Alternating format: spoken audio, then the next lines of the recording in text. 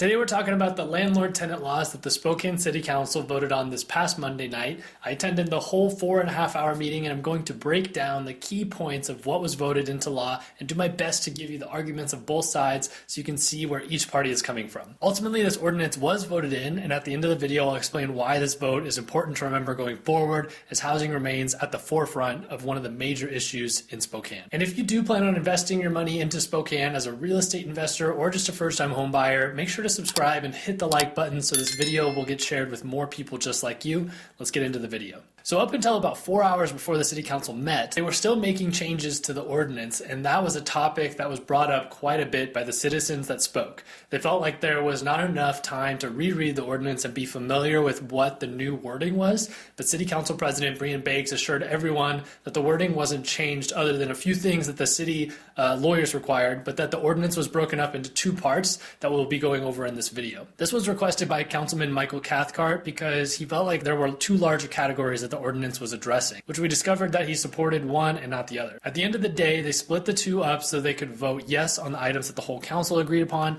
and 2 of the 7 members could vote no on the second portion of the ordinance that they disagreed with. So part 1 of the ordinance is mostly there to hold landlords accountable and to a higher standard. The city's goal is to remove issues of mold being present in rental properties or making it so landlords have to disclose that the property has had issues in the past, just like a seller has to disclose any defects with the property to a future home buyer. The city ordinance refers to these things as baseline standards for rental properties in Spokane. So you might be wondering how they're going to enforce this, and that's what I'm about to cover. There's 2 main points in this first half of the ordinance. The first is in regards to business licensing. The city is requiring all persons who wish to rent out property in Spokane to have a business license within the city of Spokane. It's about $130 per year, and someone just like me who house hacks their home has to have a business license based on the wording here. So even though I currently live in my residence and rent out sections of my house, I would have to have a business license. The wording here used to state that landlords with 4 or more doors would be the only ones to have a business license, but now it states that no person shall rent any property in Spokane without having a business license. So now you might be wondering, what is going to happen with the money? Well, let's jump into the next section of this first ordinance and you'll find out.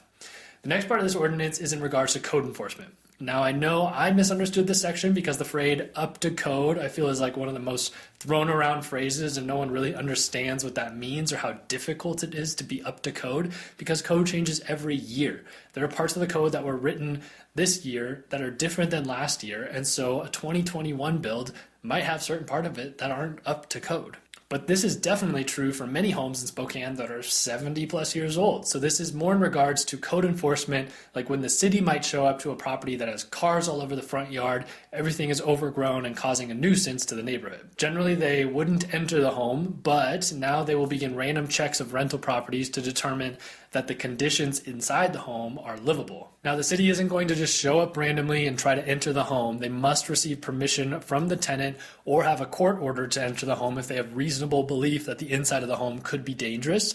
But I believe most often these inspections will happen after a complaint has been received from a tenant, after the tenant has brought up an issue with their landlord and the landlord has failed to make those repairs. The Spokane Municipal Code can be found in the description of this video, and on your way down there, make sure to like this video and subscribe for our weekly videos about Spokane.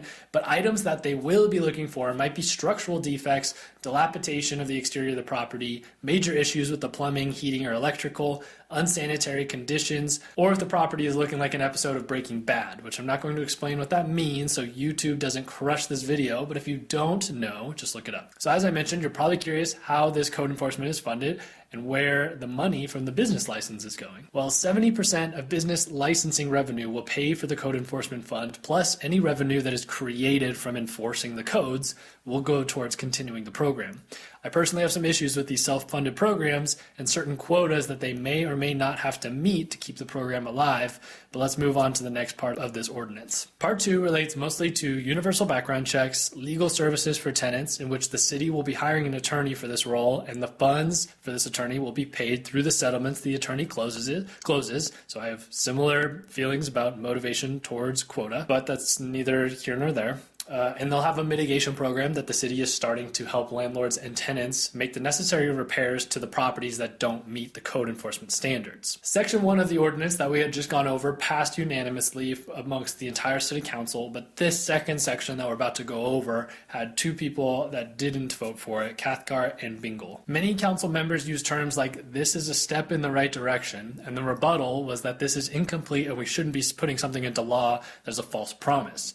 What about it is a false promise, though? In regards to the universal background checks, nothing in there says that the landlords have to accept them. The language in this ordinance 2 months ago was more along those lines, but today it just says landlords that accept a portable background check. So they will be providing them to tenants, but the bigger issue is the ability for tenants to pass these checks is brought up by many of the landlords. The landlords don't have an issue looking at the portable background check because the city plans on using a company that many landlords use anyway, but just because more tenants have less of a financial burden on filling out multiple applications does not necessarily mean that they will get into a rental property without the required credit score, monthly income, or clean background check. In regards to the mitigation program, this program is also being funded by the business licenses, but only 10% of the funds generated by the business licenses, so only about $60,000. This point of the program is to assist landlords in making repairs to the properties that were damaged during the tenancy of a person receiving housing assistance. So this is only really enough money to assist maybe 3 properties in an entire year here in Spokane because hiring a contractor is so expensive. And I feel that this fund was really misunderstood by the audience that was in attendance last night. My perception was that many of the tenants in the room felt that this money was there for them to use to mitigate mold if the landlord failed to do so, but it's only for landlords to take advantage of if they go through a whole lengthy process of applying for the money, which most slumlords are not going to do. So it might help some landlords that are willing to jump through the hoops that need it, but if there's an influx of landlords that need the funds, then this money is going to get burned through very quickly and the city won't be able to assist that many people. So this one is a little confusing to me, and maybe I still have some work to do on understanding it. So after sitting there through all 48 speakers last night, I wanted to touch on a few of the points that I heard from each side just briefly. From the tenant perspective, I've heard many people believe that landlords need more accountability for the properties that they own. They should have to disclose any issues with the property prior to the tenant moving in.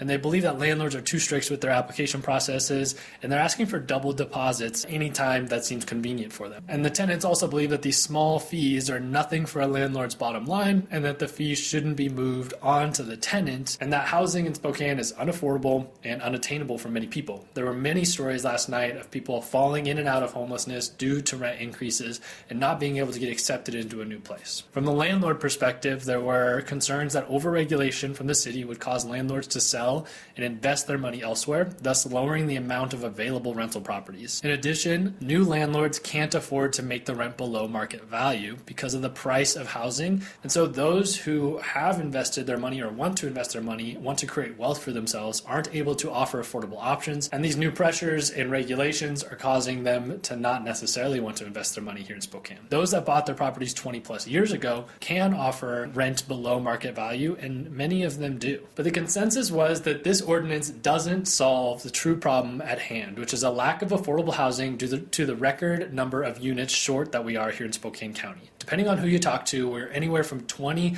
to 40,000 units short in the area, and as long as the supply is constrained, then the real estate prices and thus the rental prices will remain high and continue to appreciate. Everyone agrees that slumlords should be held accountable, but the question is, why haven't they been held accountable in the past? The city council apologized last night for doing a poor job of enforcing their own laws that were put into place back in 2007, and so we'll see if they keep their promise going forward and how that affects the rental market. What many landlords in the room brought up was that they showed up because they care about their rental properties and their business, and so there were no slumlords in the room because they don't care. Will these slumlords even pay the $15 per door fee or just ignore it? Many of these landlords have each property in its own individual LLC, so the city will have to work very diligently to identify every rental property here in Spokane and get everyone to comply, and I just have a feeling that those who don't already comply with the law will continue to not comply with the law, and that the city does not have enough resources to go and find all of these rental property owners. Councilwoman Stratton talked for a while towards the end about how she hopes that a coalition will form between a group of landlords, tenants, and realtors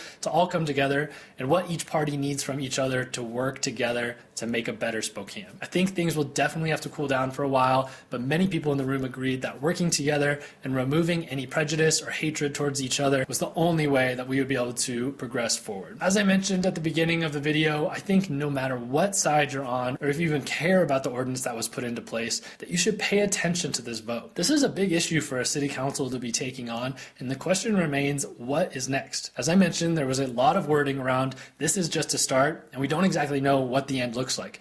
Whether you think these ordinances are justified or not, the more regulation put on this industry, the more the landlords are going to end up selling, which will remove that inventory from the rental market and thus continue the problem of affordable housing. What do you think? Comment sections aren't always the best place to start a coalition, but I'd love to hear your eloquently written thoughts. Be nice to each other down in the comment section. If you are thinking of investing in real estate in the Spokane area as a landlord or a future homeowner, I'd love to help you out. Click on the link in my description to schedule a meeting directly on my calendar at a time that's convenient for you. Thanks so much for watching, and I'll see you in the next video.